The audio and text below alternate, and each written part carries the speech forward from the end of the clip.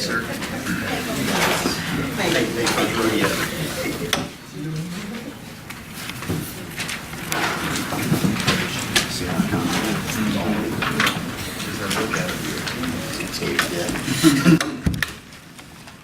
Good evening. Good evening. We have an invitation led by Councilwoman Sheila Baxter. Let us pray. Our Father, as we come before you one more time, we just want to say thank you. As we strive to make Darlington a better place for all the citizens of Darlington, I ask that you help us make just and sound decisions. Please, Father, guide our thoughts, our words, and our decisions. And as we leave here tonight to go home, please allow us to travel home safely. In your name I pray, amen. Amen. Thank you, Councilwoman. Pledge of allegiance. To the flag of the United States of America and to the republic for which it stands, one nation, under God, indivisible, with liberty and justice for all.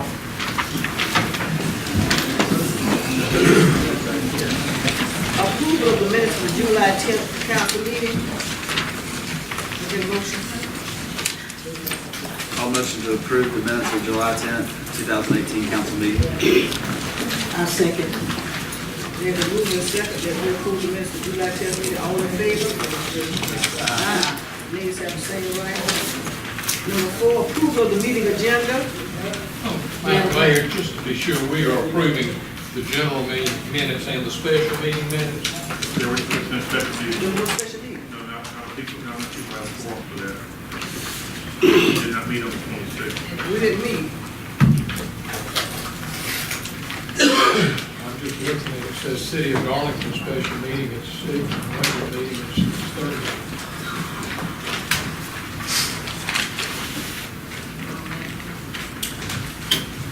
It does say that, but I don't think. We got the special meeting, we had the executive session for the special meeting.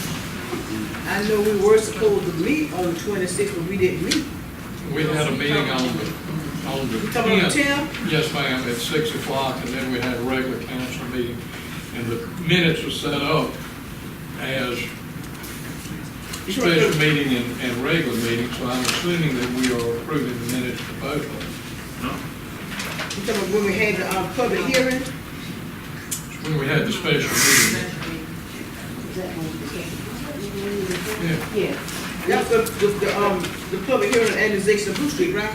no, that's when we didn't discuss the contract, the city manager's contract. We had that meeting, and then we came out and had the council meeting on the same day. I see that on here. Well, I see that on here. I don't see where there's a differentiation between the two. I don't see it. Well, we have to go with it next meeting.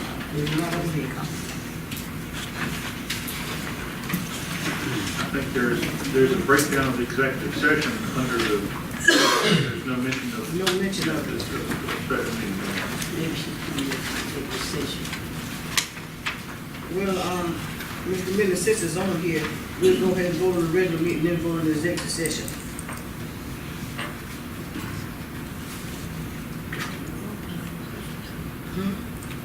I mean, not the executive session, well, ain't no special meeting on here, so we can't go over. We just had a special meeting, and I'm assuming it says approval of minutes of July 10, 2018 council meeting.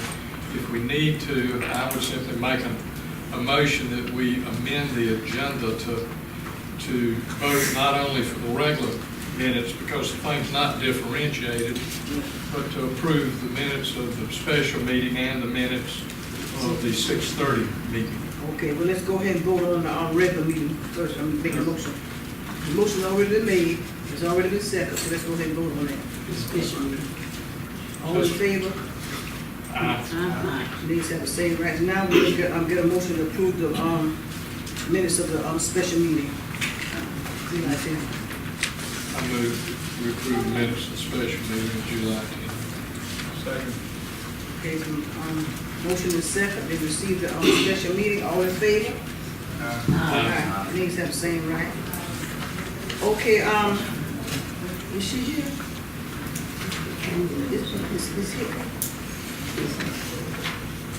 Is here? Is she coming?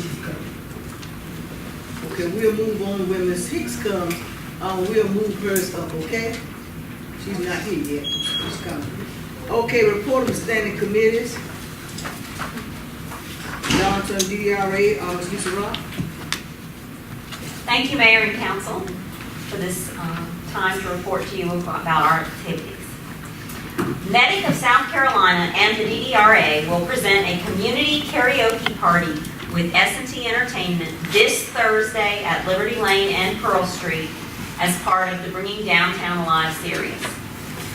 And Radio Vibe will be playing our final concert of the season on Friday, August 31st, with the Rotary Club of Darlington staffing these events. Special thanks to Fast Track Convenience Stores, Pepsi of Florence, Wilson Senior Care, and the Darlington Reservoir. Papa John's Pizza will be on site selling pizza by the slice, along with Mike's Italian Ice and CNC Ribs and Barbecue, selling ribs, barbecue, and steaks. And I just got another vendor today who will be doing the fried Oreos, which are delicious if you've never had them. Anyone interested in helping with these concerts should contact my office. Our next concert committee meeting will be August 16th at 6 o'clock at Mama Mia's, if anybody wants to participate. And we are still accepting sponsors and vendors for Thursday's event and for our race week finale. Thursday's free event will be from 7 to 10 p.m., so please come out and sing along. The DDRA also invites businesses to network and learn about the DDRA's programs and give feedback for future projects at our monthly members breakfast at 8 a.m. Wednesday, August 29th at Taki's Diner. Breakfast will be provided for member businesses at no charge or a nominal donation of $5 for non-members. These meetings continue monthly on the last Wednesday of the month at 8 o'clock at Taki's through October. Bring a business card for a chance to win tickets to the Southern 500 race in September. Also, the DDRA still has funds available for our Improvement Incentive Program. This 50-50 matching grant up to $1,000 can go towards facade improvements such as a fresh coat of paint or repairs to the front entrance or adding a new awning or new signage. The grant application is available on the city website at buildupdarlington.org or from my office. And lastly, after tonight's meeting, we encourage folks to eat for change at Papa John's in Darlington. 10% of sales from yesterday, today, and tomorrow will be going towards the DDRA as part of a quarterly promotion by the new owners to give back to the community and grow our local economy by investing in downtown. So we hope that you'll support our local business there. Any questions? Thank you. Greater Darlington Chamber of Commerce. Mission last night. I was sick after Freedom Fest. Thank you. Good evening. Freedom Fest 2018 is done and in the books. This year was our most well-attended event. We had a record-breaking crowd. I don't know if it was the band. We had more rides this year. The Run Gauntlet Hot Sauce Contest, which by the way was the most disgusting thing I have ever witnessed in my life. Pucker Butt said they have never seen men take so much hot sauce down. They had to make up concoctions. They said Darlington men have stamina. They were actually taking oils and mixing them together. They have never had to do that before in their life. But it was a huge success. If anyone has any comments, we like constructive criticism. If you have any constructive criticism, comments, tips, if you attended Freedom Fest, we'd love to hear it. We want Freedom Fest to continue to grow and get better. Fireworks went off without a hitch, and I think they were superb this year.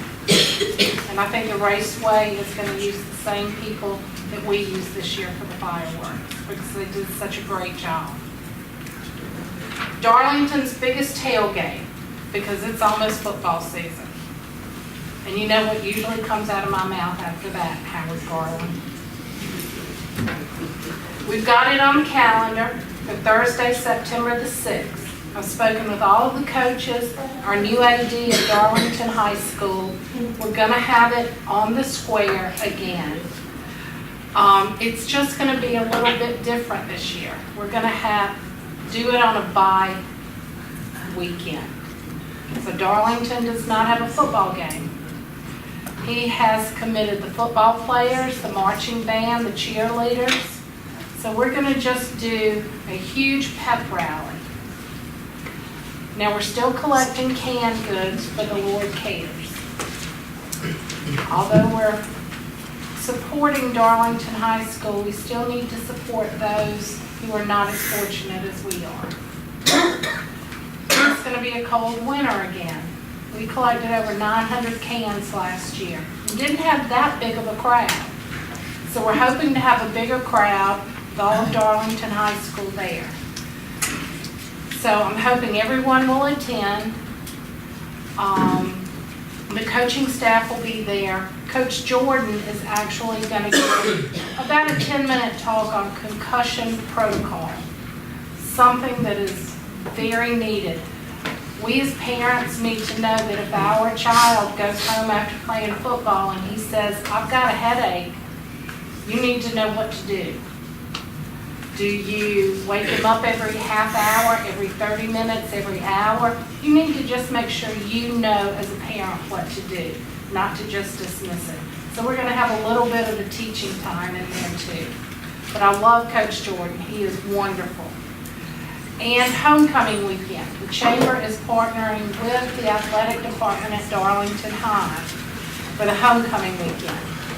The Alumni Association called me and they said, we want to do something. We always have a meet and greet.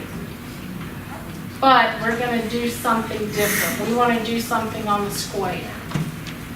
So Coach Jordan and the coaches and I have gotten together and we're going to have a big pep rally.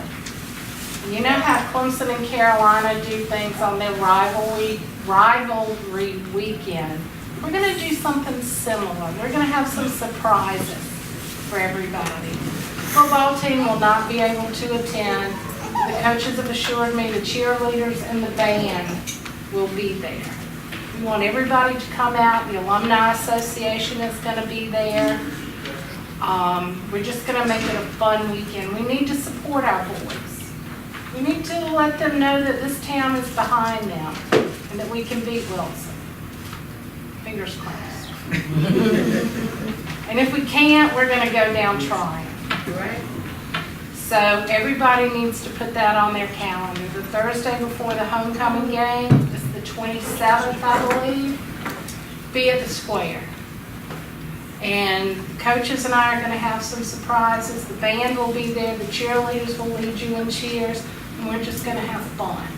It's going to be an annual event. The new athletic director is very involved. He is very excited to do this. And also, at the biggest tailgate, the Alumni Association is discussing doing a barbecue dinner. They fried fish last year and they just couldn't get the oil right. They're talking about doing some type of barbecue plate dinner. I'm leaving that part to them. They can discuss that. But hopefully we'll have something like that so they can raise money because the athletic department needs fun. The Toast of Darlington is scheduled for October the 4th on historic Oak Street. We have already gotten a record number of cooks signed up. If anybody from City Council would like to cook, Mayor, Howard, Kevin, anybody would like to cook, it's free to cook. Brian, call me, set up a table. Y'all ought to do that. It's fun. It's a fun night. Y'all all attend. So why don't you have a city table?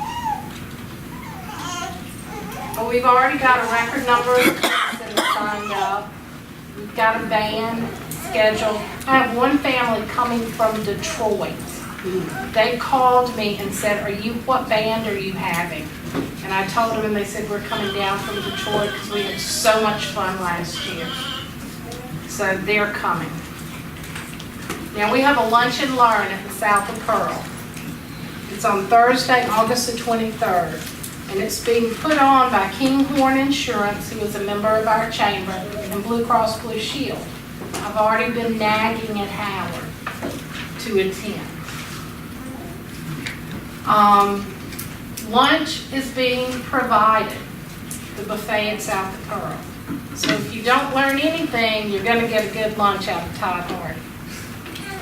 It's first come, first served, so you have to RSVP to me. But Blue Cross Blue Shield and Kinghorn want to dump some money into our town. They want to do Blue Cross Blue Shield plans through our chamber. And I know the city has Blue Cross. But if you're not doing it through the chamber, I can save you money through these plans. Unless you're on a state plan. You get better plans and you get better premiums. They've got better bundles. We're going to talk to Howard Garland about that. He looks like a deer in headlights. We can take your plan over. You don't have to fill out any more paperwork. It can just be crossed over. Save you a lot of money, City of Darlington. You need to come to this. Everybody needs to call me an RSVP. If you own a business, you're a chamber member. If you're not, it's worth $125 for a small business to save that money. And they're going to be talking about things for people 65 and older. Good stuff going on. And you don't have to be a chamber member for that, but you should be. What time you have to be there? It's noon on August the 23rd. I just need an RSVP. You need to call the chamber or email me. Any questions? Thank you. Thank you. Thank you.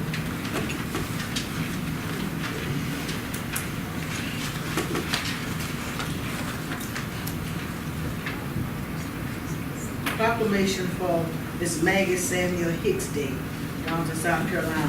Whereas Maggie Samuel Hicks was born June 26, 1917 in Darlington, South Carolina, the 11th child of Mr. and Mrs. Washington Samuel. And whereas Maggie has 10 siblings, James, Clayton, Alberto, Joshua, Irene, Elijah, Townsend, Boyd, Frank, and Ishmael, Isaiah. And whereas in the early 1930s, Maggie married David Keith Hicks, who was the third of 11 children. Maggie and Keith welcomed 2 children to the union, Annie Mae and David Jr. And whereas Maggie was educated in Darlington County schools, and although she has been employed elsewhere in Darlington, most remember her as the lady working and seemingly to be running Hunter Grocery. And whereas she is a lifelong founding member of Friendship Missionary Baptist Church in Darlington, where Maggie worked diligently in several capacities, especially singing in the choir, church choir, for 40 plus years until she was no longer physically able to do so. And whereas Maggie has 2 grandchildren, 8 great-grandchildren, and 5 great-great-grandchildren, a multitude of nieces and nephews, as well as numerous non-biological grands, nieces and nephews, in addition to many other relatives and friends. And whereas today, Maggie enjoys her family and friends, watching her Atlanta Braves, keeping up with Darlington, and national news, especially on CNN. She really enjoys watching NASCAR races and talking about the changes of the world, all while declaring the greatness of the Lord. And whereas Maggie still has those peppermint candies, cakes, fruit, and cookies waiting for people when they visit. Every now and then, you can see Maggie driving around Darlington in her little white car. And whereas Maggie Samuel Hicks is the matriarch of her family and is highly respected and loved by her family, friends, and others more than words can express. And therefore, be it resolved that this county council of the city of Darlington affirms this day, August the 7th, 2018, as Maggie Samuel Hicks Day in the city of Darlington, South Carolina, and thanks to the family for her many contributions to Darlington County and the city of Darlington. Maggie Samuel Hicks Day in the city of Darlington, South Carolina, duly ratified the 7th day of August 2018. Glory C. Hines is mayor. Now, Ms. Maggie, come on down.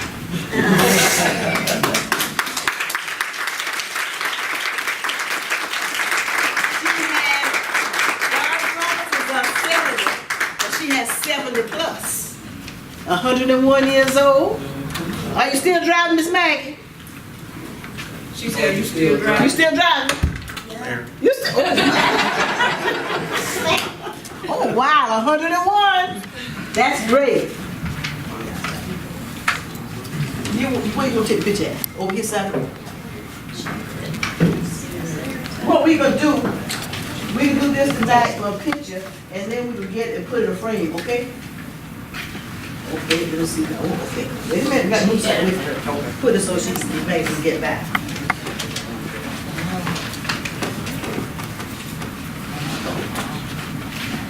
Come on, thanks. We're going. Ms. Maggie's been in the neighborhood for a long time. She knew me when I was a baby. Come on, let's get me.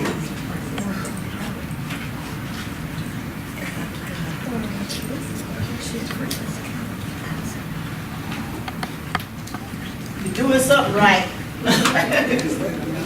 Man, we want to give you this key to the city, and I know at 101, if you still driving, you can open up a whole lot more things. We love you, honey.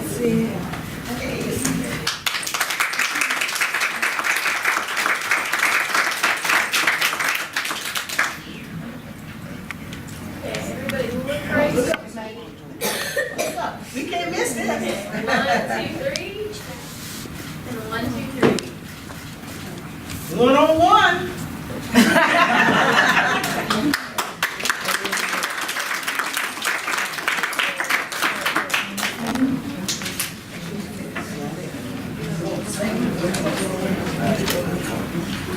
Give me a mic. You got a mic? Or you mic? There you go. Take this one. Okay. Ms. Maggie wanna say something, y'all.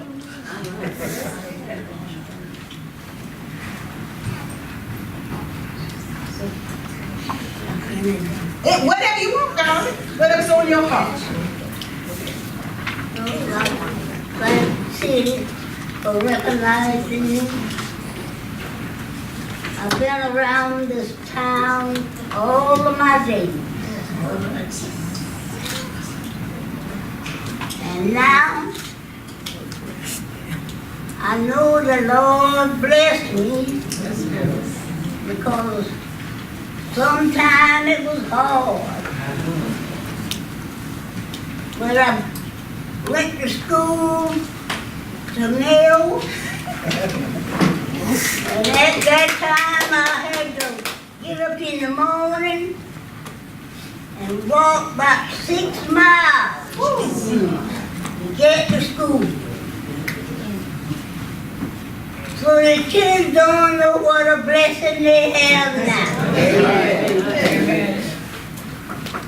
But through all of that, the Lord made a way for me.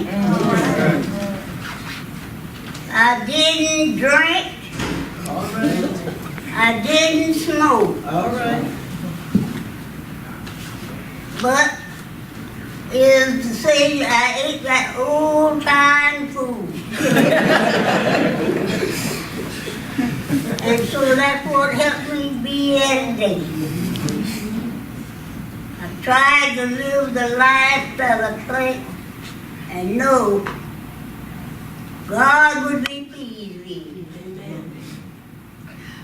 I lost my husband in 1964. And I wonder how I was gonna make it. But then, I said, there's a God somewhere. Yes, Lord. Preach. And I told the kids, I said, we'll make it. Yes, Lord. And so we made it.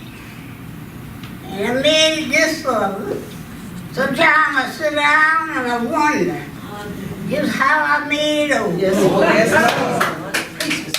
But when I studied, I said, it was me, it was God. Yeah. My kids didn't go hungry.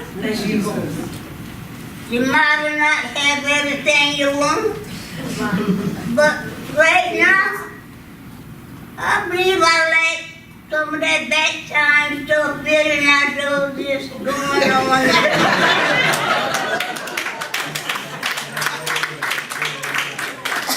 Because we wasn't afraid to get out. We wasn't afraid to leave the door unlocked. Amen. But right now, it's a big difference. But all I can see, put your hand, heart, everything on the master. And he will make a way for you. Yes, He will. Sometimes it be good, sometimes it be hard. Yes, Lord. But he will make a way for you. Yes, He will. This young child, me, her mother went to school together. We had to get up soon in the morning and walk about 6 miles. I had brothers.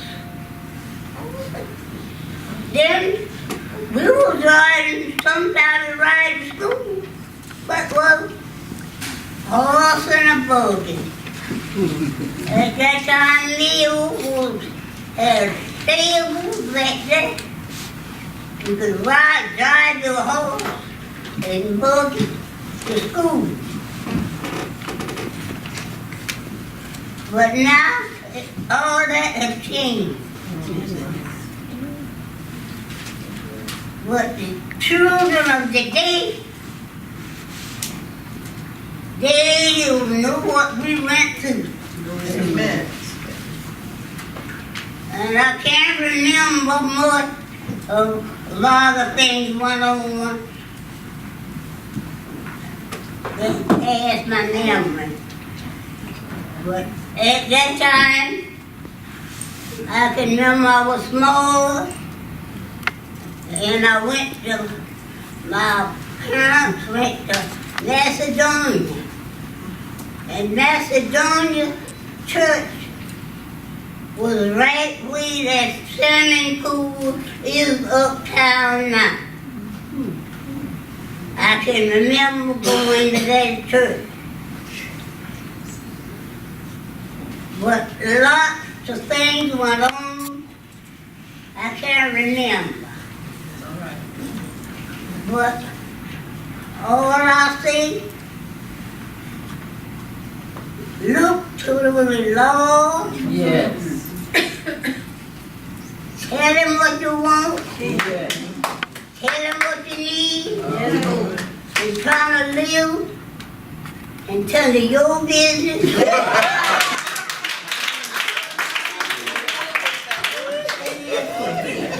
Yes, Lord. And you will make it. Yes, Lord. One man asked me, how did you get long so like this? What did you do? I tell him, eat grits in the morning. So that's why I'm here today. I didn't thought I would have been there, but the master see different. Amen.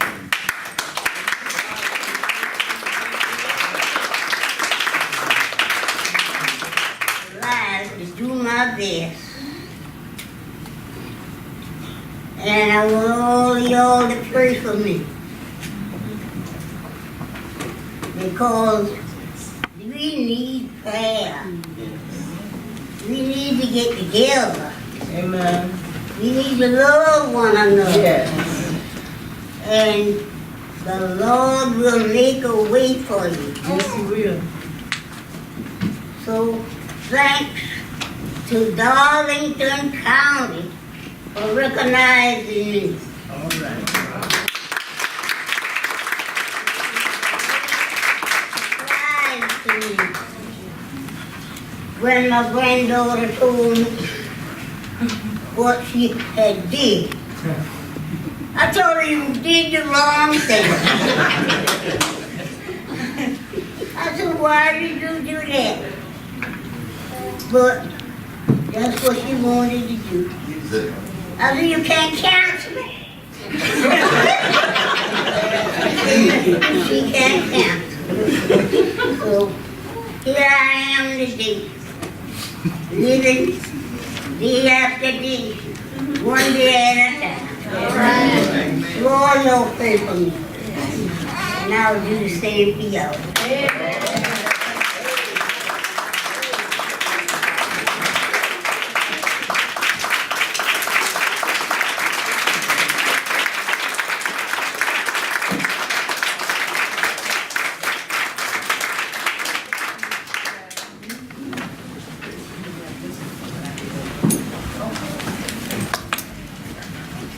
She got what a lot of us don't have. She got Jesus. When you got Jesus, you're not lost. See, she lost the milk, can't remember things. She remembered a lot to me.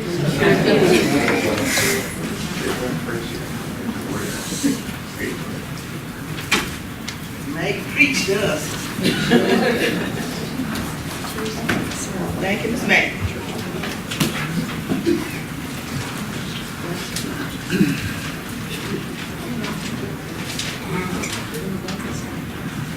No one signed up for number 6 to speak.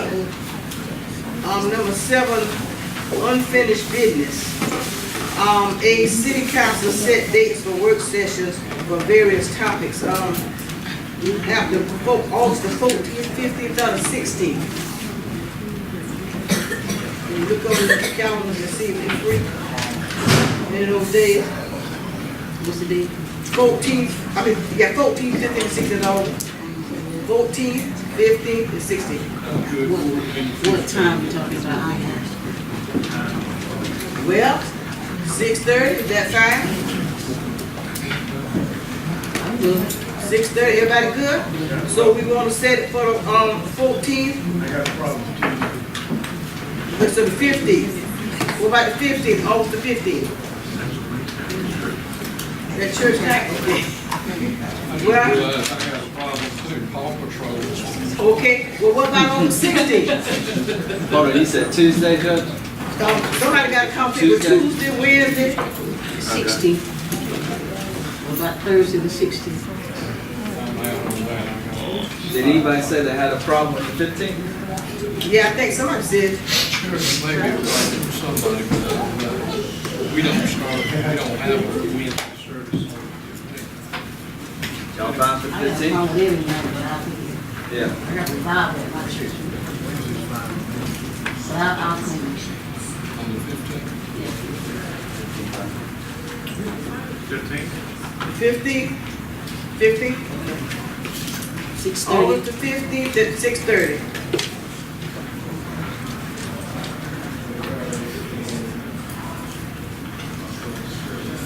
Okay, bid approval for Virgil Stadium improvements, Mr. Lee.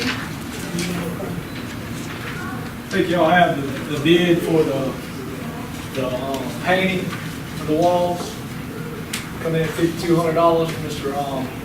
Bill Scott. Waiting on Darlington Metal Buildings to give me a price on a 20 by 20 bathroom building. And the plan is now is to build a metal bathroom building there. Take the existing bathroom that we have, instead of building a storage building, tear the wall down in the center of it and make it a storage building that is there. But I didn't get the numbers in time to present you those tonight, so the next work session, I'll have that for you. But right now, all we got is the $5,200 for painting the walls. It'll probably be a correction. So that's all we did on just the walls tonight? Just the walls tonight. Everything else, other than that bathroom, everything else there will be ready to go. They've got the goalpost up. We'll be moving bleachers this week. Concession stand equipment's being the equipment that was at the old field. We've been able to do a lot of stuff in house. So it's coming along nicely. We'll be able to the PD Vikings, who's the semi-pro team in Darlington, will have a home game there on Saturday. So it'll be ready to go. They actually started this past Saturday. They played at Welch, and they'll play at Virgin Wells this week. The wall looks really good. I don't know if you've been by there, but it looks like it never fell down. So I was real happy about that when we got back. If we can get it painted, it'll look even better, and it'll clean up that stadium a lot. This is to paint the whole stadium. The whole Just the stadium area wall. that they paint, The whole stadium wall. Exterior and interior was. What I've gathered is exterior and interior. Do we have a sound system set up? No, everything we've used in both stadiums right now is portable. Would everything be ready for Mayo alumni? Yes. Well, the wall looks good. I went out there, I think it was Saturday. I think he got the fence back up, that the in and out gate down there. He's got that back up. We're getting a price from the guy that's putting the guy. I wish I could have seen his face. The guy that's putting the goalpost up about doing some archways over the entranceway, and it says it will say Virgil Wells Stadium on it. And I think that'll finish the stadium itself up, so, and then we can move on and to other things. Do we want to have some type of ceremony? Maybe invite the family to come? Open it? But that's a good idea. The mother passed about 2 or 3 months ago. Yeah. Our opening day for football is September the 7th, that weekend after Labor Day. That'll be the opening day for football, so that'll be the biggest thing that's been there. September what now? I want to say, I think it's the 8th. Is it the 8th? It's a Saturday. Yeah. The second Saturday, I'm pulling it up. It'll be September the 8th. Okay. That'll be our little jamboree for all our youth football teams. So we'll have it ready to go by then. And of course, Mayo alumni the weekend before that. So I mean, if you wanna have an opening ceremony at alumni, and we can do the same thing. I mean, he was Mayo, or Coach Wells was Mayo, and he was football. So I think we could do it 2 weeks in a row. Y'all have any questions? Coming along good. You need a motion to approve the Go bid. ahead. The bid, $5,200. Approve the $5,200. I so moved. I'll second. It's been properly moved and second that we received the bids for Virgil Wells Stadium in the amount of $5,200 for the painting. All in favor? Nays have the same right. Motion carries. Thank you.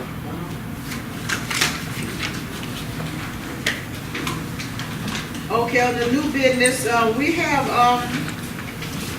mission serve, Miss Angie Campbell.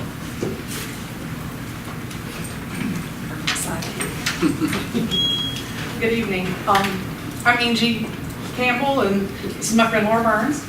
And we are here today as basically Darlingtonians. We are both members of Central Baptist Church, but here to present Mission Serve to the council in preparation for 2020. About 14 years ago, Central Baptist Church started going on these youth mission work trips through World Changers or Mission Serve, and we've been all over the Southeast for the last 14 years. The week includes youth from 6th grade and higher going into cities wherever they're hosting us to do work on homes. During the day, they work like workers. We do general construction, painting, roofing, basically whatever needs to be done that we have a construction captain would need a team to do. No plumbing or electricity, but anything that we can teach the students how to do. During the day they work on the homes, they meet the homeowners, they witness to the homeowners, they walk the neighborhoods, they get to know the people in the neighborhoods. They also bring some opportunities for vacation Bible school type opportunities to like a Head Start program where they will go in for the week as volunteers and present crafts and programs type thing. The week also involves a nightly worship, and then everybody goes home to their different places. This week, Central Baptist went to Washington, D.C. for a week. And what an eye-opening experience it was for the 46 of us that went from Darlington. We were able to show the kids things that they had not seen before, although we live in, not a super big city. So it was a super exciting time for them.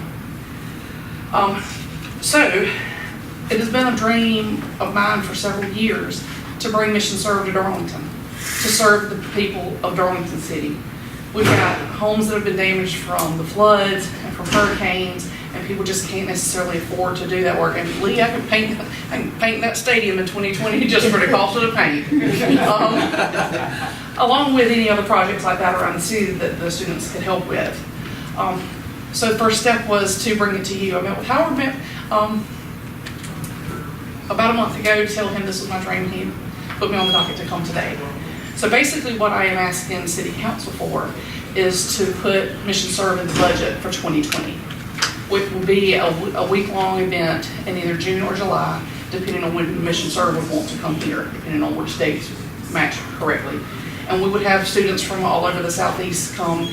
We would sponsor it at Central Baptist because it's large enough to house everybody. Lunches and food will be provided by local churches. I'm confident now that I have the support of enough churches in Darlington to feed the students while they're here, and to be able to show our students also what we can do in our own home. Because it's good to go away and serve, but it's even better to serve at home and to be able to hold our head high and say what we've done for our own city.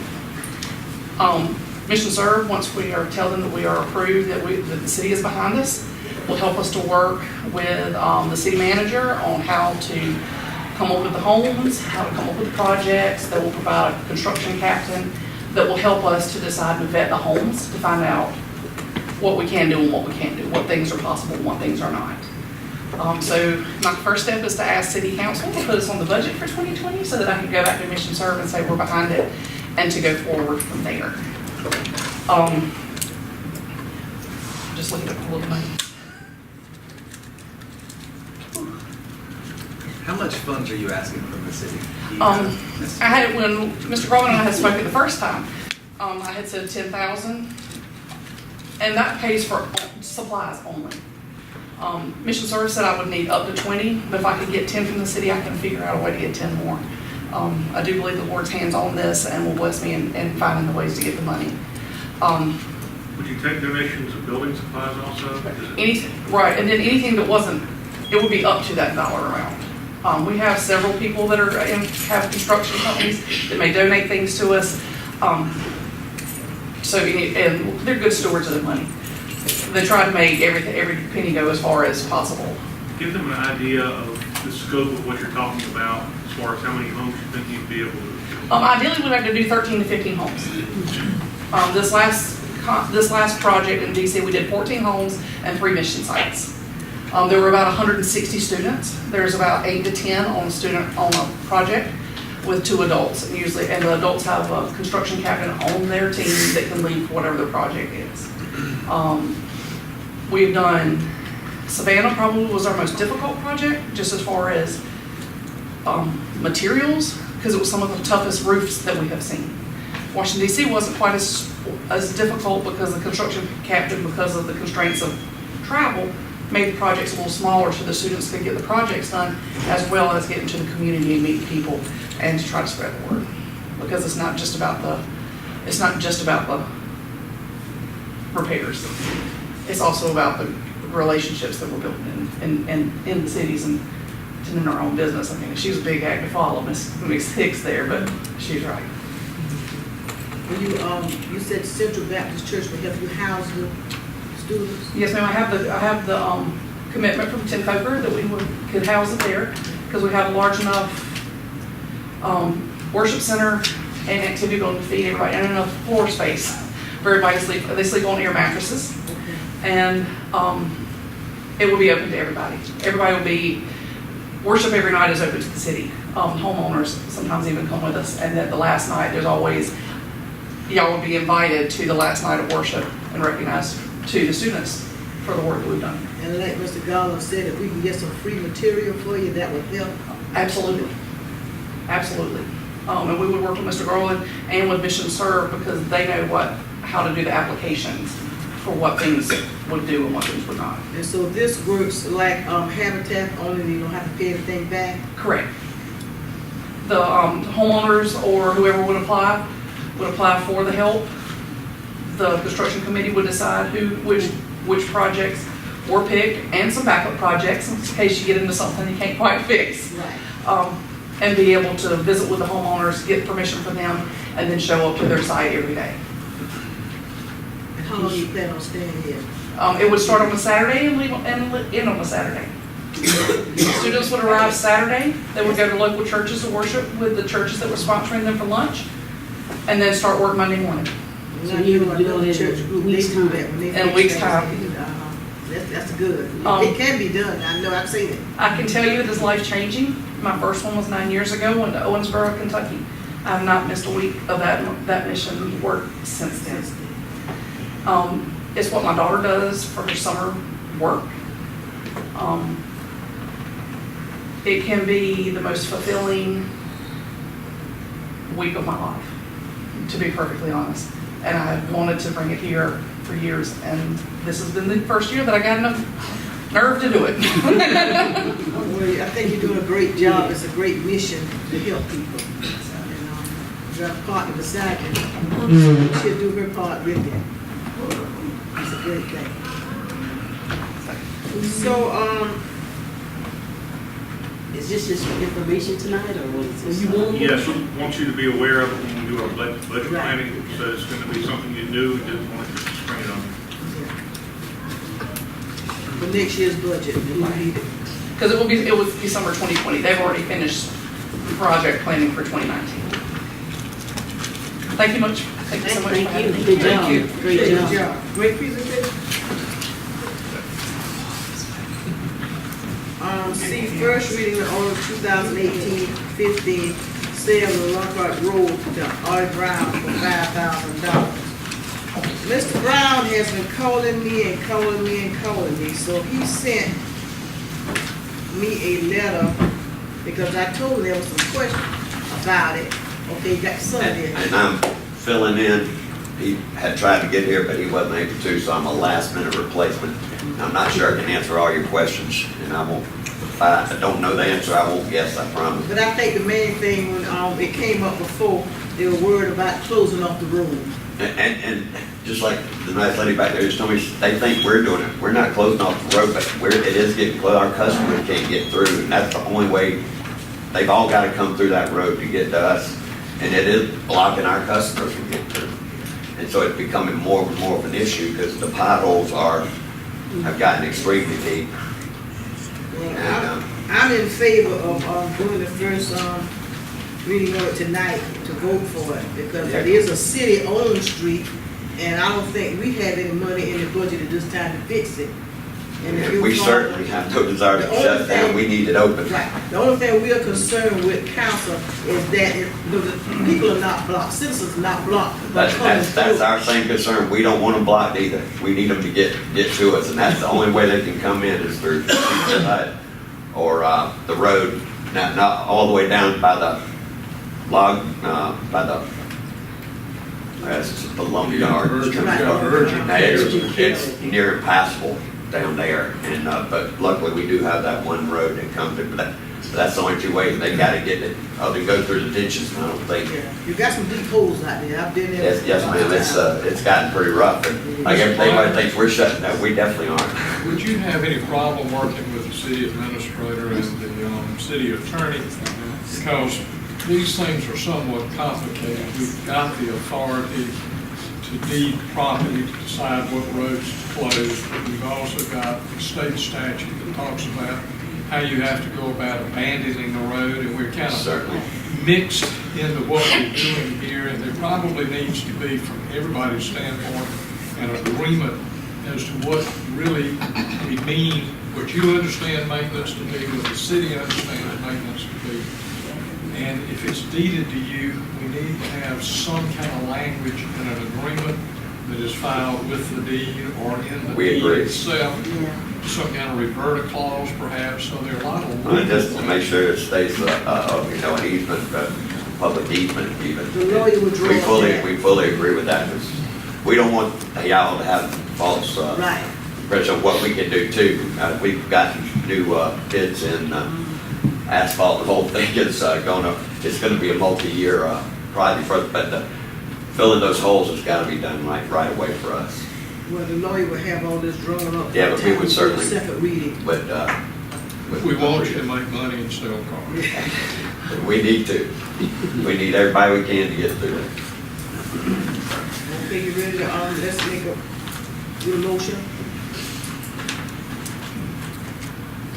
I'll make a motion that we approve first reading of ordinance 2018-15 relating to the sale of Lock-In Road to the Audi Brown or one of its entities, whatever turns out to be the best way, for the sum of $5,000 pending the ability to work out all of these agreements.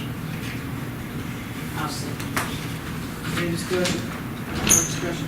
It's been properly moved and seconded. We received the first reading of ordinance 2018-15, sale of Lock-In Road to Audi Brown with those in favor, Brooklyn, Illinois, for $5,000. All in favor? Aye. Nays have the same right, motion carries. Right. First reading of ordinance 2018-16, regulation of for small facilities. Go ahead, Mr. Scott. Madam Mayor and Council, this is a model ordinance in the Municipal Association of South Carolina, and it goes into great detail to make sure that smaller towns that are going to be getting small wireless facilities are covered when a large company like an AT&T or a Verizon comes in wanting to put in some of these facilities. The small wireless facility is something that would go on top of a utility pole to enhance or boost a signal for internet or cellular phone service in an area that's underserved. Verizon came to the city in 2015 and asked about putting up some of these small wireless facilities within our town, and they said it would be within the next 3 to 5 years. So all this does is set in place some type of infrastructure for them to work with. It's fair to the city and fair to Verizon or AT&T or T-Mobile or anyone else that would come in. We currently have a contract with Verizon, which is the old Alltel deal. They have a cellular signal on top of our North Main Street water tank, but that in no way affects that deal. We get approximately $38,000 a year in revenue from that. All this would do is places where Verizon or AT&T or T-Mobile have a weak signal in our town, this would help boost that cellular signal, or it would boost the Wi-Fi signal in underserved neighborhoods. I think that would be a great thing because some areas of town, the wireless signal is low. And so with them putting it on the poles like that, that will boost whatever service you have. Anybody else got anything to say? Madam Mayor, over on page 6, under that item C, it talks about permit applications, and I can understand this a little bit, but it says the applicant may designate portions of its application material that it reasonably believes contains proprietary or confidential. City shall endeavor to protect material so designated from public disclosure to the fullest extent permitted by state law. If somebody files a FOIA application with the city has to respond. The entity is determined that it's confidential. We hadn't had anything to do with that. The suit could end up in front of a circuit judge, and the circuit judge say that's not confidential or proprietary, and it's us who've been sued. And the FOIA statute, I believe, provides for attorney's fees to be awarded against us if we were a losing party. That's correct. And so I just want something in there that says that if we get sued, that they'll cover the cost of defending us on a FOIA application or something like that, so that we don't have to eat that bullet. Did you have a chance to look over this, Mr. Elton? Yes, ma'am. I mean, not really. Yeah, he's talking about it, but I think that makes a lot of sense.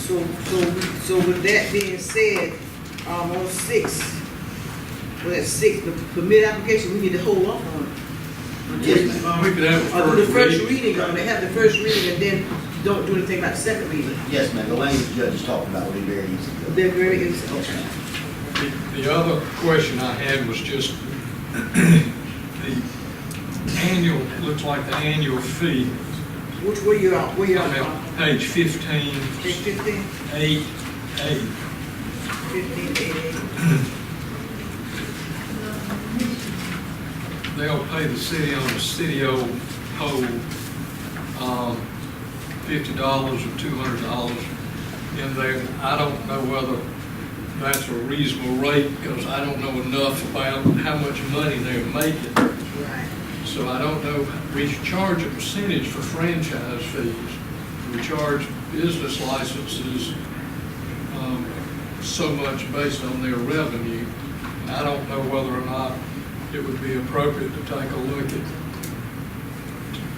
differently at how we are going to collect whatever the renewal fee is, as to whether it ought to be a percentage, whether it ought to be something like a business license, so that these people are paying like the other businesses in the city. But I don't know enough about the business setup to know whether that's practical for this type of entity. No, it could be rolled into the franchise fees that currently roll to the municipal association that they reimburse us for every June.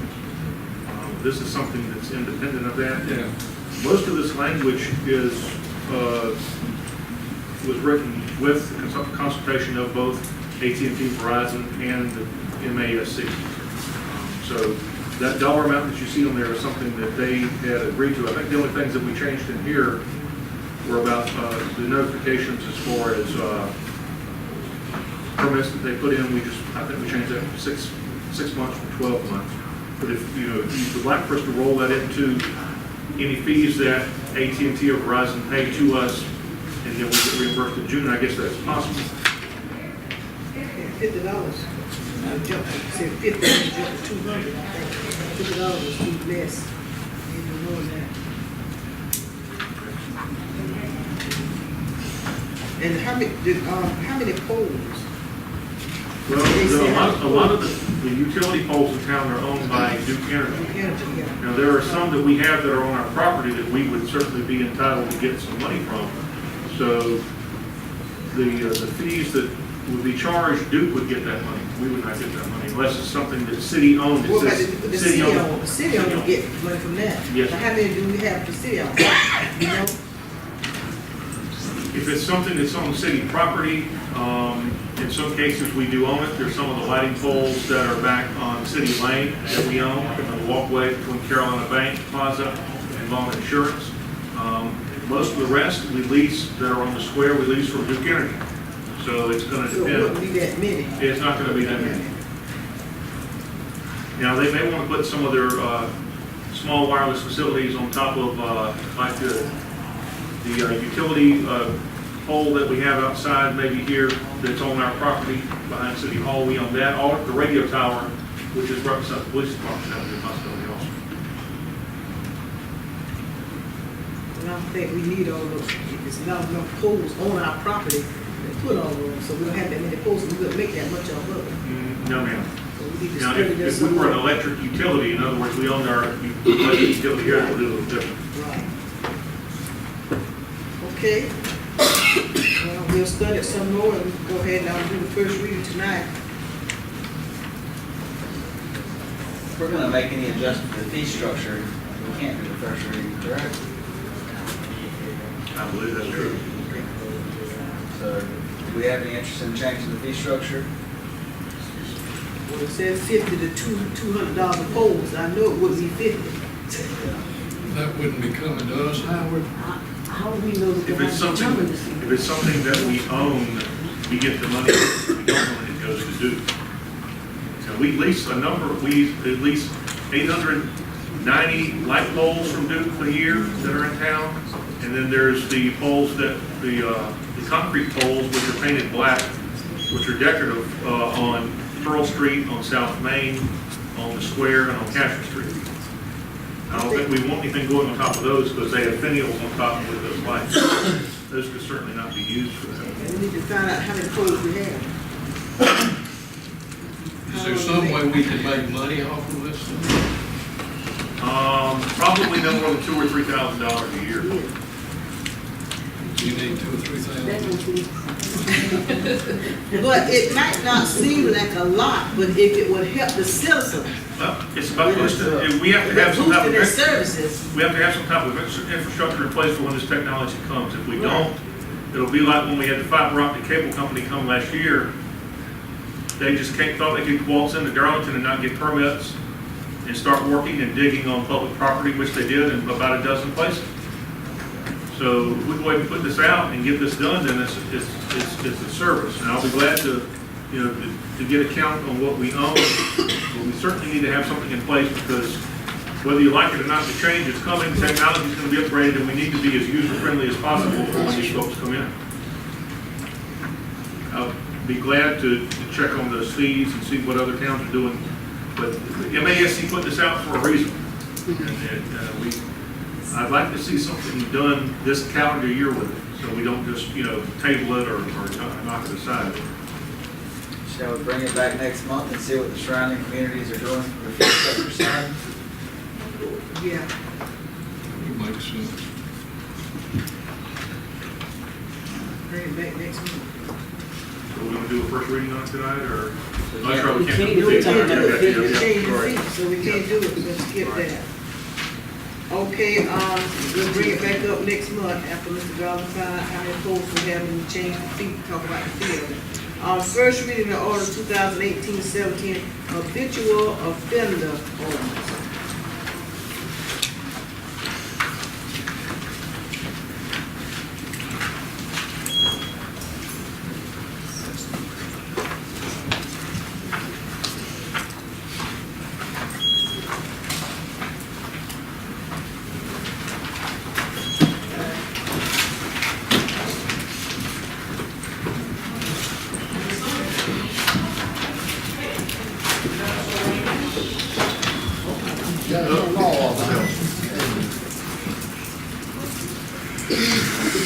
You making a presentation on this tonight?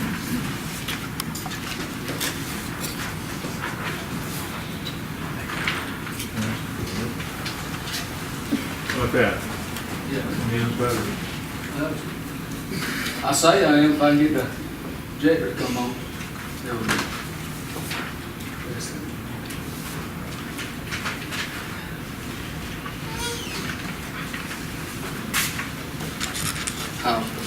The Georgia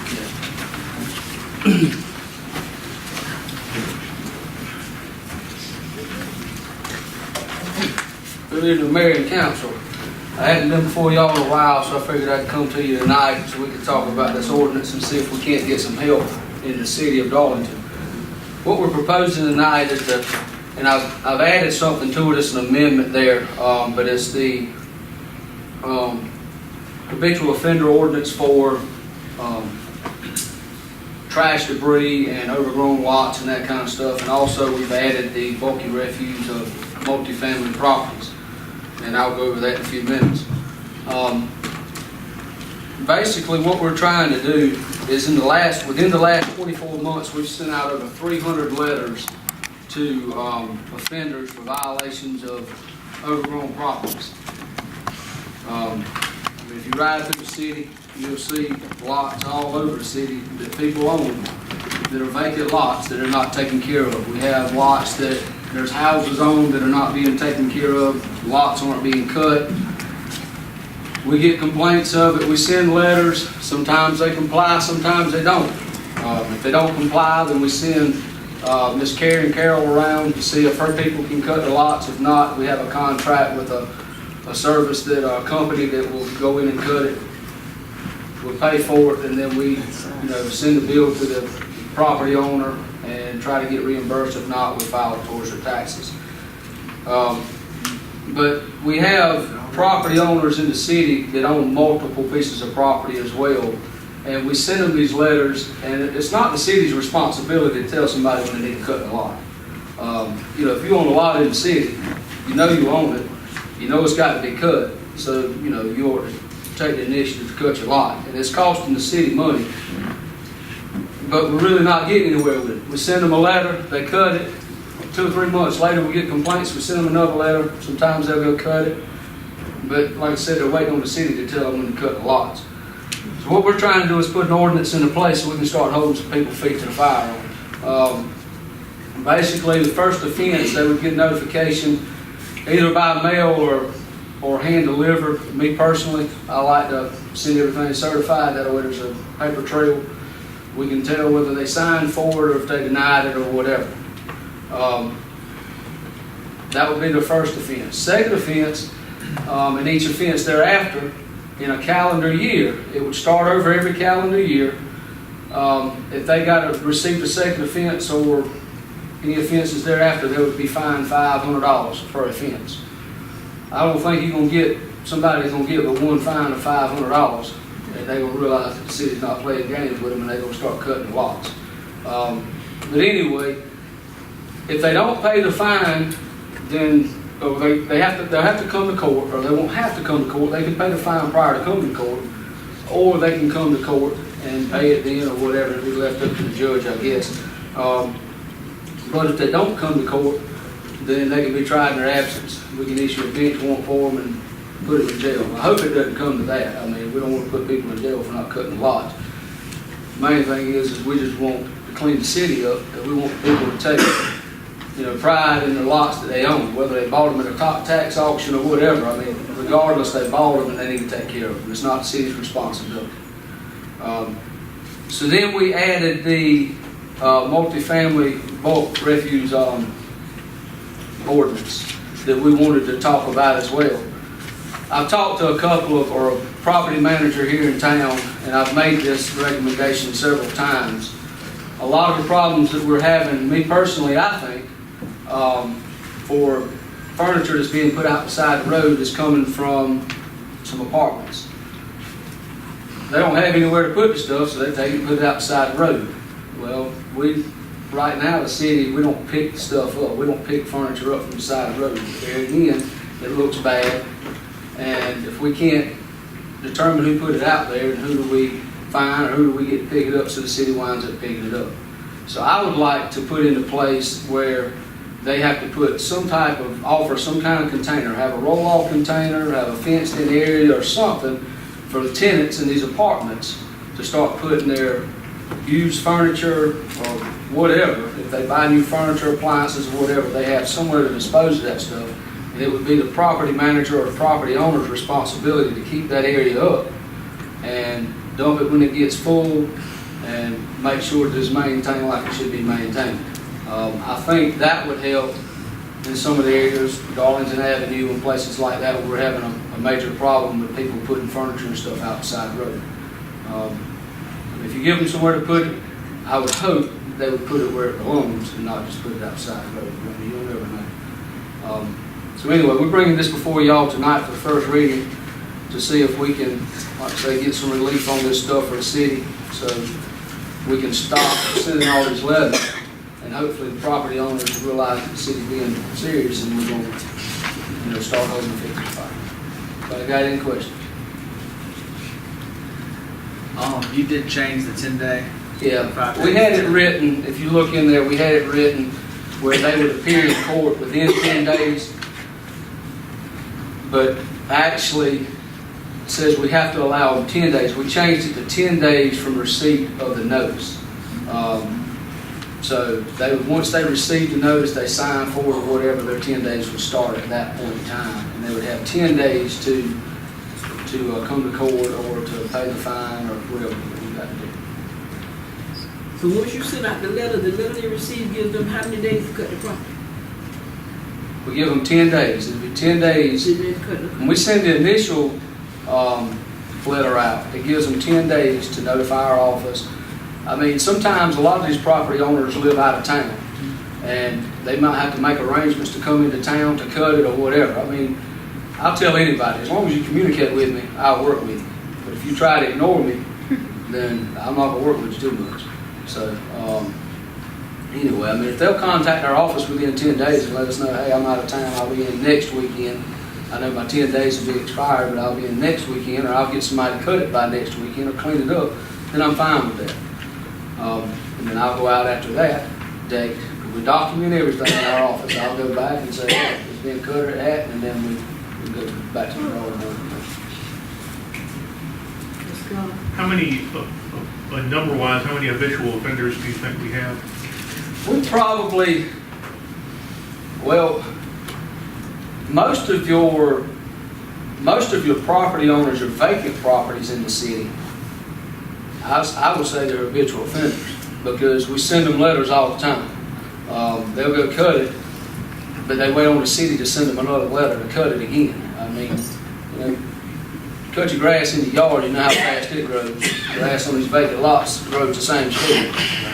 So, I mean, that's my thing. I mean, if you don't want to cut your yard or keep it up, then sell it. I mean, do something. Give it to somebody. How many you got? I would say 50, 100, I guess. I mean, there's a lot of people. But like I said, a lot of these properties are obtained through the tax auction. And they just buy them. I don't know why they do, they don't keep them up. Yeah, the housing authority's already agreed to get some containers and put them behind Bowen Manor and put cameras back there and start helping us control that area so we don't have as many couches and chairs and just debris put back there. So we feel like if we can get cooperation of the other apartment complexes, it'll help a great deal. That will help a lot. And I know on my street, I got one that I've been reporting for over 20 years, and every year it's the same thing over and over again, you know.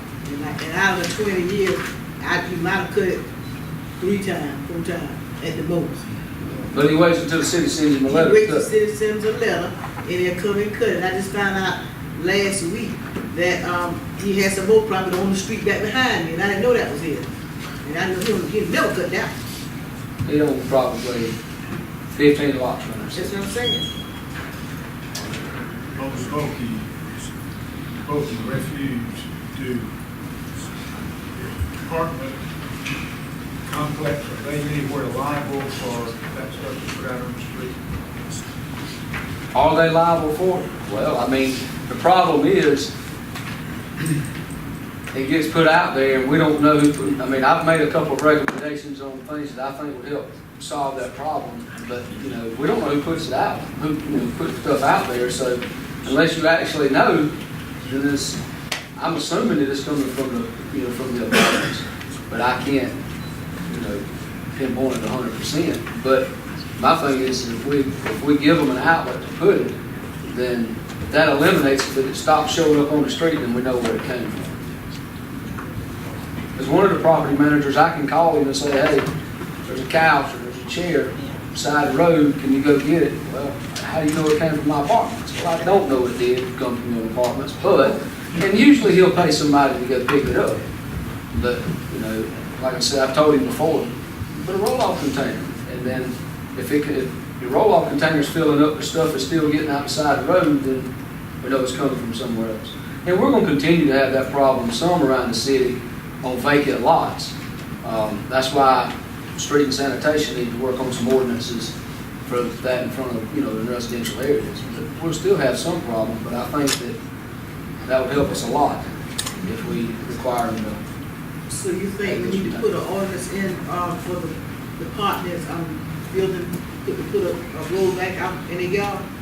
I think like you did with some type of authority. You didn't have to do it with Jamie Steen. She just wanted to put it out there, right? You didn't have to do anything with her. I think Howard's been in touch with her. But what I'm saying is, with the other property managers, do you have to have an ordinance to have them demand that they put one out there? Well, I've talked to one property manager that manages 2 pieces of property now, 2 apartment complexes, and gonna be managing a 3rd one. And I'm getting resistance from him to put a roll-off container or That's what I'm something out saying, there. so what will we have to do so that they will have to put it out there? Put an ordinance into Put place. orders in the book, yeah, that's what I'm saying, we have to put orders in the book.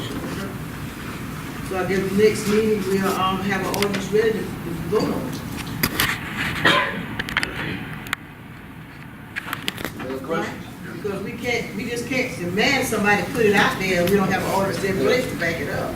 That's what I mean, that's what I'm saying, we need to put an ordinance in place. Yeah. But once he puts that roll-out container there, then anybody can come by and throw any kind of refuse in there, right? Well, I mean, I'm just. our recommendation would be to put some kind of, I mean, you don't want it to be seen from the road, to be an eyesore. But if it were me, I would put some kind of containment around it so that the people that live there know it's there, but not everybody sees it, so they don't start dumping trash and everything else in it. You know, build a block wall, brick wall with a gate front on it or something. I mean, there's ways to handle it. But that's, I think it would be a start. Well, some of them have locks on them, don't they? Could a lock be on some of them?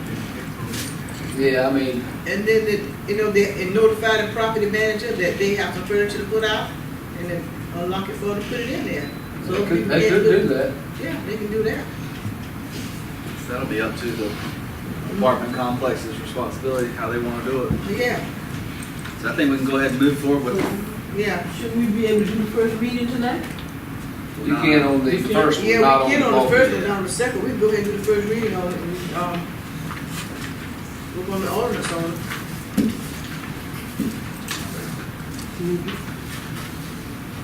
I'll motion to do the, first reading ordinance for 2018-7, I'm sorry. Yeah, that's correct, habitual offender ordinance. I second. Okay. It's been properly moved in the second that we receive the first reading of ordinance 2018-17 habitual offenders ordinance. All in favor? Nays have the same right. Number F, Joe Louis Lift Station Grant Application Approval. I got some information, on that at the last minute. I was on council when there was something done some time ago, and I feel that that one should be tabled because I don't want the city to get sued. It's a legal issue. For number F, if we do what I was told.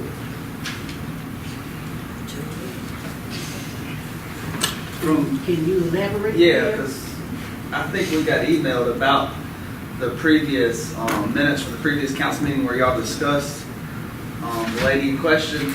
And, in that meeting, it specifies certain grants, if my memory is correct.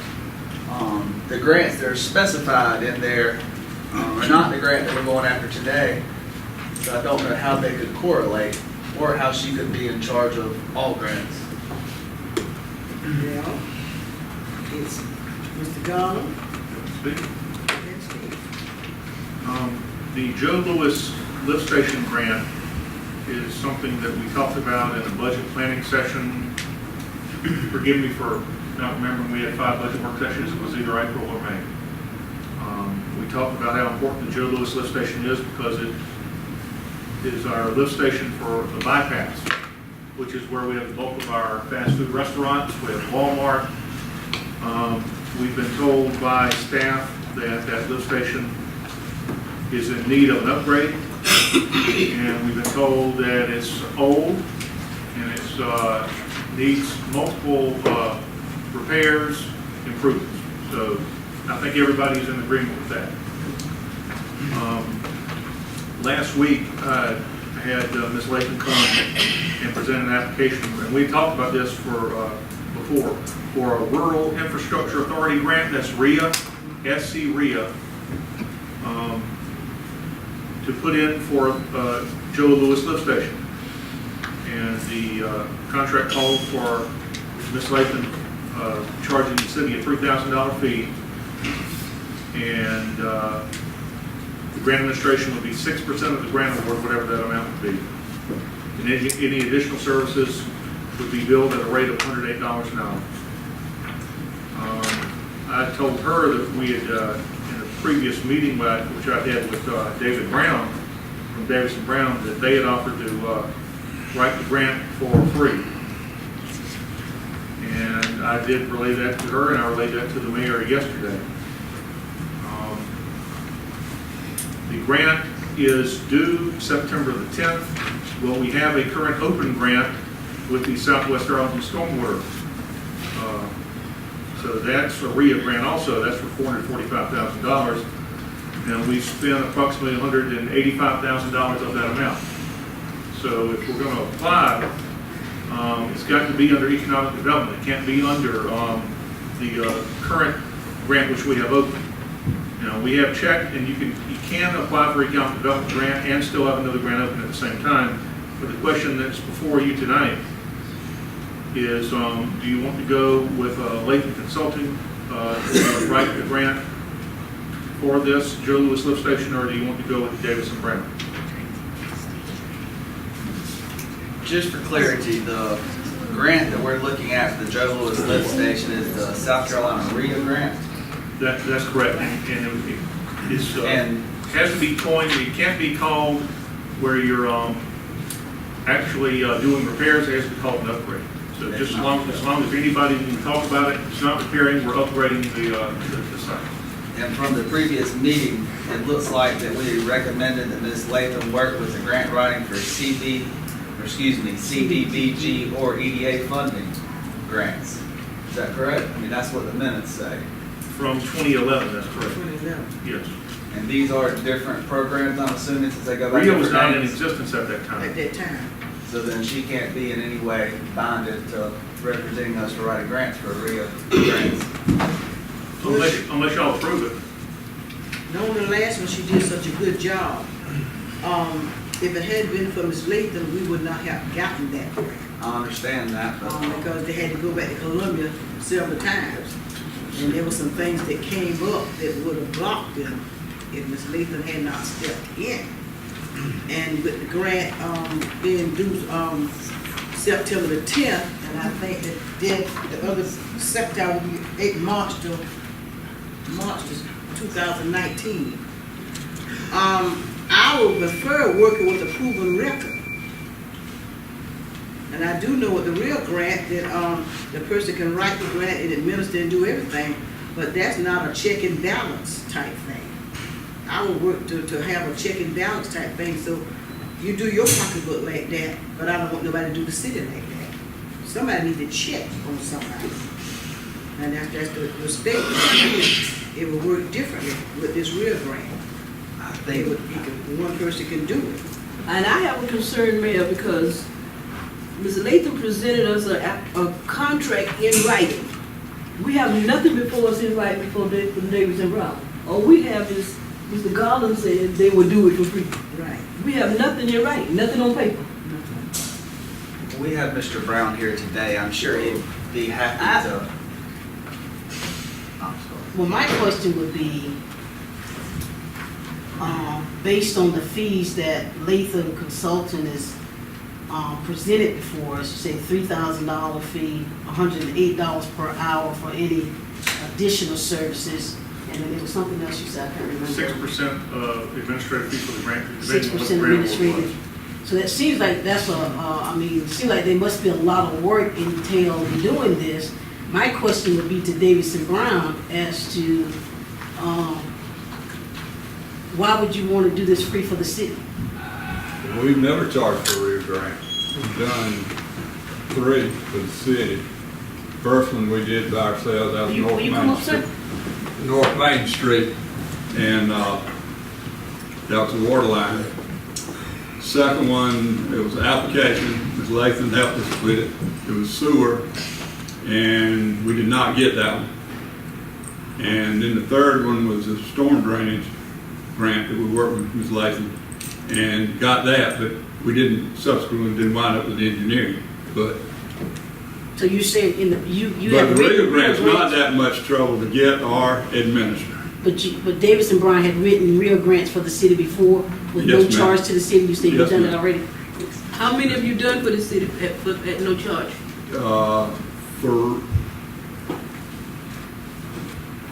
free. You've gotten 3 grants for the city. Written 3 grants. We only got 2 grants. One we did not get. You've written Sewer 3 grants for the, real grants for the city. Right. Okay. So this is a conversation about you doing this free this time with you and the city manager, Howard. So is there something that you can put in writing? Sure. Saying Sure. that you're willing to do this particular grant again, the real Sure. grant for free for the city? Sure. Sure. But there are other charges. The application itself is about 3 or 4 pages long, but there's other things you have to do to put it together. Correct. There's engineering fees involved, and we use the standard Farmers Home engineering rate schedule. So what you're saying is you're only gonna do the application for free, Right. but Right. all the We're not gonna do the whole attachments, project for free now. so you're only gonna do the 2-page application free, but the attachments, you're gonna bill us for it. Not a tax. We're gonna bill for the engineering, design, and construction inspection. That's the attachments. Okay. Because the grant is about this thick. So the 2 pages, Ms. Layton, can I ask Ms. Layton a question? Yes, Ms. Lee. So the 2 pages, Ms. Layton, would you do the same 2 pages for free? I'll do the same 2 pages for free. In fact, it's actually going to be 3 pages. And the grant application is not just 2 or 3 pages. The grant application, those are the grant application forms. The grant application itself includes those forms. They include narrative. They include backup justifications and approval from the mayor, council, and city manager that has to be prepared and signed off on. They also include the preliminary engineering report. And I think the record clearly showed that Davis and Brown had billed the city of Darlington when they filed real applications for the preliminary engineering report, which is a part of the application, so that we're all very clear. You don't So have that to submit a applica- PER, James, without. So that application, I think the financial records of the city will clearly show that that real application submitted by Davis and Brown was not for free, because the preliminary engineering report, which is a part of that application, was billed by Davis and Brown and paid for by the city of Darlington. So we should really be clear. So that it's not a 2-page application. It's actually a 3-page form that's part of the total application process. There are narratives that has to be written as part of the application. There's a preliminary engineering report, and Mr. Brown is right. Latham Consultant and Davis and Brown has partnered together. We prepared the total application package. Davis and Brown has prepared a part of that package, which is a preliminary engineering report. I've done analysis, I've written narratives, I've proved what they have presented as part of the preliminary engineering report to make sure it matched and met all of the requirements of the grant, because they are competitive. There's a budgeting component to that. There are a number of components. So the application is not a 2-page application. That's part of the total application package. So what's the part that's the free part that we're talking about? That's the 3-page application. The 3-page application. The 3-page application. So what's We the would not 3,000? submit a PER with application. We would submit the 3-page, we'd submit the application, we'd submit all the certifications, but we would not submit a PER until we got the grant award. So what was the $3,000 from Latham Consulting was the application process? That's a 3-page application. That's a 3-page application that we.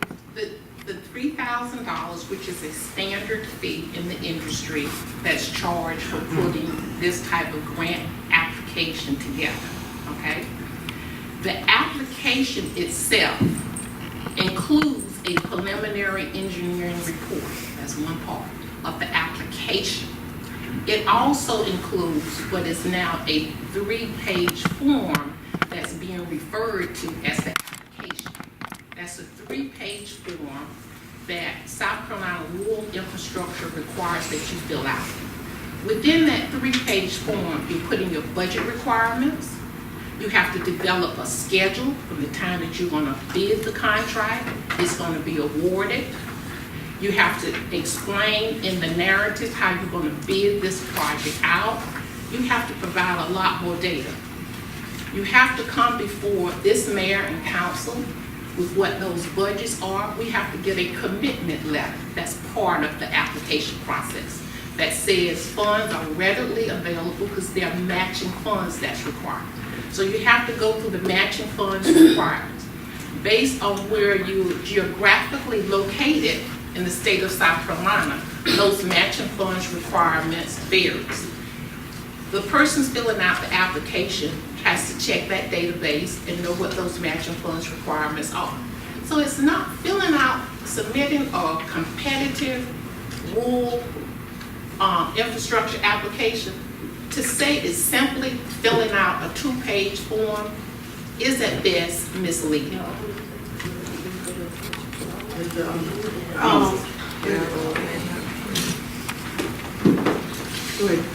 Regardless of who files the application, you're still gonna have to have engineering done on it. Absolutely, you're absolutely correct. Mr. Brown's organization is an engineering firm, and not only have they done that for the city of Darlington, I'm sure you've done that for other municipalities in our area. Yes, But sir. I think they're well accomplished to take on this kind of project and satisfy the needs that we have. And with all due respect, so is Latham Consulting. I have written such grants for the city of Dillon, for the town of Girard, for the town of Andrews, 3 such grants. I have clients for municipalities in the PD region and outside of the PD region. So I think my experience in writing and actually receiving these grants is quite notable. In fact, if I was playing softball, I would say my batting average is 1,000. My clients have received every grant that I have submitted for them in full. That's not true, Jen. We worked together on one and we didn't get it to sewer. And over in the same area, we're doing the storm drain. There was someone else. You didn't work with me on it. Certainly did. So what I'm understanding is, Mayor, if I understand this correctly, this is at both sides of this. This is not free. The 3 pages, which is nothing, is being done, but at the end of the day, you're getting billed for the rest of that application. Exactly. So nobody's doing nothing free. Well, what I don't understand at this particular point in time is some of the language in the administrative contract that would be proposed. It would be the responsibility of the city to reimburse Ms. Latham on a cost reimbursement basis, actual cost incurred. But I do not know what we are talking about when we're talking about that. So I have a hard time voting to do something that I'm not sure what the definition is for that. I'm not sure when it says provide technical and grant administrative services, exactly what we've got there. I don't know what the actual cost incurred would be in addition to the $3,000. Plus there's 6% of the grant award, whatever that may be. And I'm not sure what, in the last sentence of the compensation and methods plan, I'm not sure what the additional services are at $108 an hour. I don't understand what all is in the contract, what we're paying for. There's an amendment. I would think that it would be good, since we've got a workshop on the 15th, to just have Mr. Brown, Ms. Latham make some presentation to us to help us better understand what this process is, what we will be paying for, and what we're going to get. At this point in time, I don't have enough information. The deadline. We don't have time for that, unfortunately, Judge. September the 10th. September 10th is the deadline. Can it be done between the 15th and September the 10th? I think it can be done. It's going to be an aggressive schedule to be done because it's a lot of work. that has to be put in to submit a successful application, because these applications are competitive. We compete against everyone in the state of South Carolina. Also, one would have to knowingly, I think we should be mindful of our fiduciary duties and our fiscal accountability if we consider awarding to one entity a contract to write a grant, then to do the grant administration, then to do the engineering on the same project, and then to do the bidding out of the same project. I think one will find that it is not consistent with the City of Darlington's procurement policies and procedures, which has adopted South Carolina State procurement policies and procedures. I do not think we would be exercising our best fiduciary duties or fiscal accountability when we award to one entity the contract to write a grant, whether we're paying them or not, to be the grant manager or the grant administration, because the grant administration, part of their roles and responsibilities is to competitively bid out the engineering part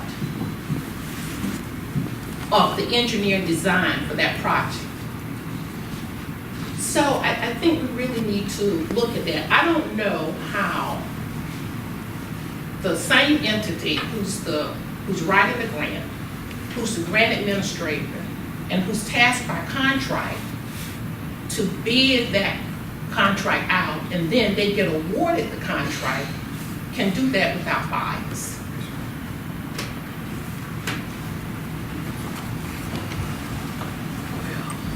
I'm afraid we have a timeline issue with this, of waiting, with risk of potentially losing the grant. I'm in favor of the motion and move forward with this.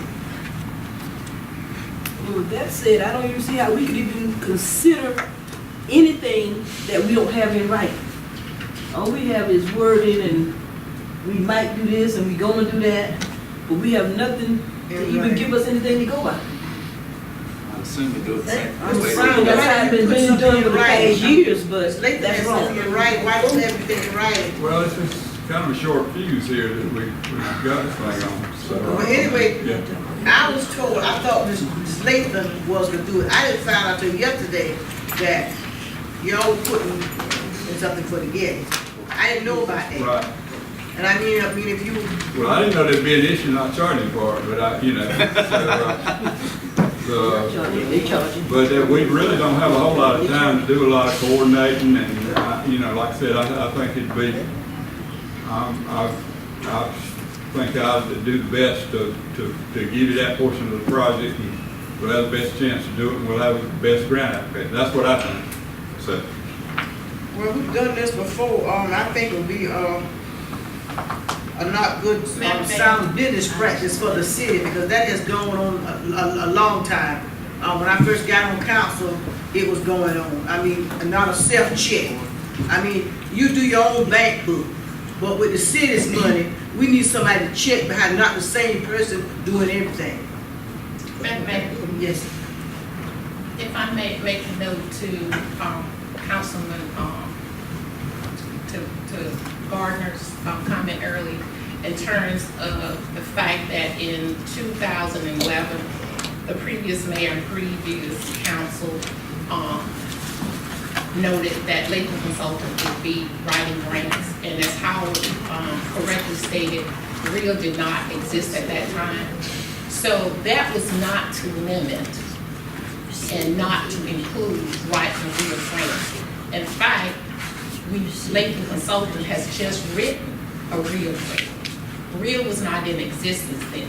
So to portray that as the reason to say that this council had not previously approved Lathan Consultant to do this type of infrastructure grant writing for them is misleading. what I find very perplexing is all of a sudden, Latham Consultant no longer, someone shows up and everything changed. I Point of also order. find it fairly Point of order. capricious in nature. Latham, hold up. Point of order. I'd like to hear, I'd like to hear from the city attorney. For the first thing you say, Mayor, that we may be at some fault from a legal standpoint based on a meeting notes from July 5th, 2011, where Latham Consultant was granted, as the city grant writer for CDBG or EDA funding for stormwater grant applications. RIA didn't exist at the time, so that wouldn't have been in these meeting notes. So where are we at now if we were to move forward with, because I'm looking at it from a financial standpoint, all I'm hearing is free. So the free part looks like the onset of doing the grant application, because I know nobody does anything for free. So the free part look like they're gonna save us what, $3,000? Is that what, $3,000? Plus 18,000, because she'll also get 6%. She'll get 6% of the grant. It's almost like with Judge Millings. I mean, it's so confusing with all this stuff, and I can't really make a determination or take a vote when I don't. There's not really a lot of clarity. And let me finish. Hold on, man. So where do we stand on these 2011 minute notes where she was granted the grant writer for the city as it pertains to these RIA and stuff? Right. I mean, you can search that probably several different ways. I mean, but to say that the RIA was not in place in 2011, wasn't specifically laid out, I'm sure the court of law may interpret that was an overall broad vehicle by which you could write grants for all the grants. But again, I don't know what was said at that time. I mean, I got the. It's just a very broad question, and I wouldn't be able to give an answer. It would kind of mean what the intent of the people that were there that night, what they intended. And again, since RIA wasn't in place, I would assume they intended all grants at that time. But again, that's just a guess. Just from the purpose, and I'm gonna say this and I'll be done with it. From my standpoint, just from the purpose of being able to make and take an intelligent vote on my part. Ms. Latham said that August 14th, when we have our meeting, that there will still be time for us to do this grant. It may be pushing it, but we can get it done. I think we need to have a breakdown of what she's talking about and charging, and a breakdown of what you're talking about and what's gonna be free, but we can be able to make I can be able to take an intelligent vote. I have an That's my thoughts on it. This is the second time, Ms. Latham, that you've essentially called me a liar. And that offends me. You said that it was an untruth. I'm reading for the minutes as they state.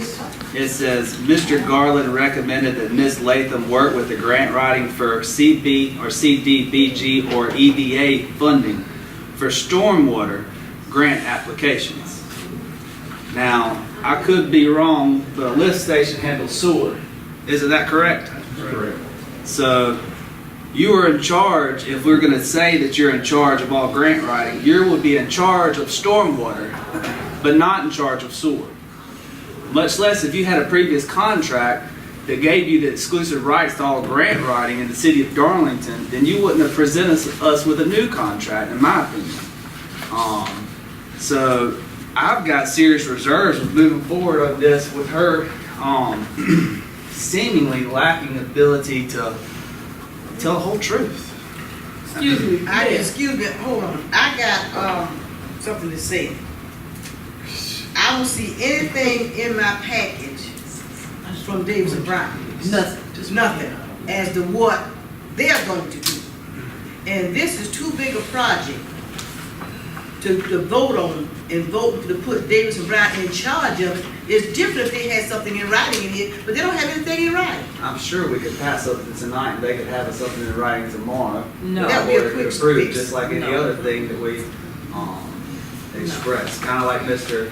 Audie Brown came in here and we said that we'd pass it with the understanding that That we was, would that all was get something agreed. show, that was something show, that you compare to this. We're at impasse, and it seems that council wants to have a little further time on this subject, so I guess we'll table it for a work session. But I just hope we don't put our grant and our city's economic future. I just like to say, Mayor, this is a new council and it's a new day. That same old stuff from the past is stuff from the past. It's time for things to be clear and on the table. Ain't no we gonna give somebody something just because. Just like Ms. Lathan presented us with an applicant of a contract and what she's gonna do and how much and this, that, and the other, David Brown should have did the same thing. If they was interested in getting this contract. I don't care who your buddy is, I don't care who your friend is, this is business. Right. And they should have presented to us a contract or a proposal as to what they can or cannot do. Simple as that. How was the discussion held with Davis and Brown and Ms. Latham about it?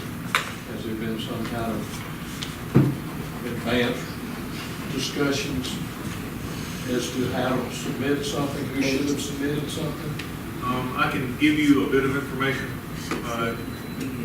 Unbeknownst to me, September of 2017, Davis and Brown started working on a preliminary application to RIA for this project. I stopped it about halfway through. And it felt like it was not a good time to do that because we had the stormwater project application open. And I told them to put it aside and we would look at it at a future date. I've had 3 conversations with Ms. Latham about this project. I've had 2 with Mr. Brown. The thing the council needs to consider is, even if we have a work session and they both make presentations, you can't vote at a work session. You'd have to have come out and have a special meeting to vote. But then you have the issue of the compatibility of the engineering company with the consulting company.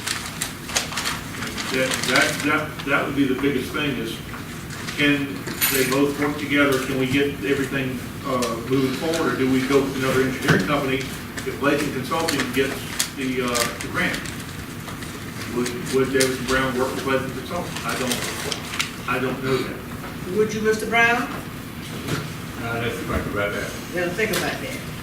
Well, if we've got an engineering company that can do this work, then we have a consultant that can do it, but then got to get the engineer. Seems like there's a breakdown there. I mean, Mr. Brown, I don't see that the middle works for the man- city, he gets paid every month. huh? Mr. Brown already works for the city. I mean, he gets paid every month. Regardless More of whether reason to he, use you know, do this grant application or not. It's just not like he just coming on. This been going over 20 years. Madam Mayor, he does not get paid for any engineering routinely every month. He gets paid He for gets his paid for services. operating the wells. Well, and he gets paid, his company gets paid for Pay them, that, still. I Regardless of whether appreciate it's it. engineering or whatever it is. But I know, before you got here, I know what was getting paid. Yeah. It's not necessarily gonna have to be engineering, but it's work, he gets work for the city. Gets paid every solution. Ms. Seeger? These terms, I don't know what cost reimbursement means. And I think Mr. Brown's track record speaks for itself for a number of years, probably 20 years or more. He has a person on his staff, Ms. Hayden Stith, who has written grants for us prior to Ms. Latham coming on the scene. She's a very accomplished person, and she can do any kind of grant work that we need done, and she's on his staff. So Somebody We have to see her, but And to the see, engineering that Mr. Brown has done for us, we've never had a hiccup on the engineering. Everything's gone smooth. That will solve the whole problem. We've had some problems on the last couple of engineering projects we've had that have not gone very smoothly. So, in my opinion, Mr. Brown is the person who needs to ride right there. I think this need to be tabled until we can come together. further look into this, because we have nothing in writing. You know, I just can't see vote on something, but we have nothing in writing. Say something. My personal belief, we are in a time crunch that we can't overcome. So it's the question of, do we want to go after this grant this year, yes or no? And that's really the question that I see Go today. after it. There's a need to go after a grant, but what way are we going to go after? Somebody's got to be submitting this. So there's got to be, I'm assuming, a motion that either Ms. Latham and her firm submitted, or either Mr. Brown and his firm submitted.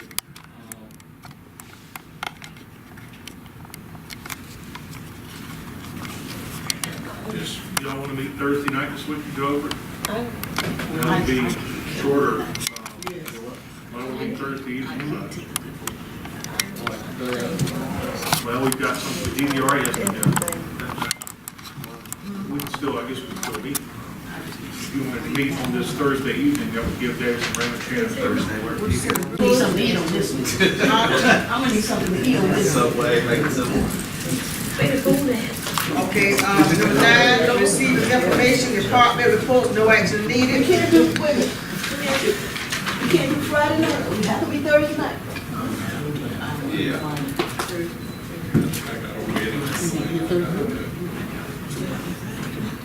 Gonna be here Small Friday. town economic case study, 10, any council comments? Being none? Madam Okay, go Mayor, ahead. just Go ahead. some things to be brought up at some point in time that I'd like to get more information on. Is the report out of the water department. Number 2 addresses connection made with the county water authority, and so I just want to know, are we now buying water from the county water authority and then reselling it to customers? Is that how we are addressing it? Councilman Miller, we have 4 ties currently to the county.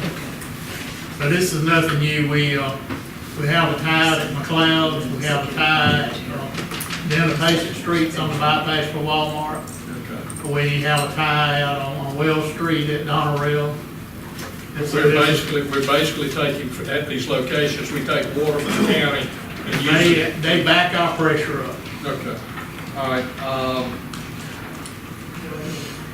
What's going on with Verizon and the fiber cable at North Main? It says we're waiting on.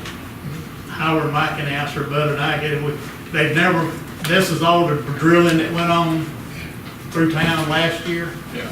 They've never finished that well. Yeah, they have to go down Seaboard Lane, which is our road, and they haven't put in any permits to do that yet, so that's what we're waiting on for that. Why don't we get Kevin after them? If we've been waiting a year. Well, that's theirs. We stopped a lot of it because they didn't get okay to bore. They had no business license applications, they had no construction permits, they were stealing water from our fire hydrants, so we've been watching that pretty close last year. Well, I'm assuming we need to do something to finish this project up, so it seems like we need to go ahead and do something. Well, it's up to them, is when they want to tie it in.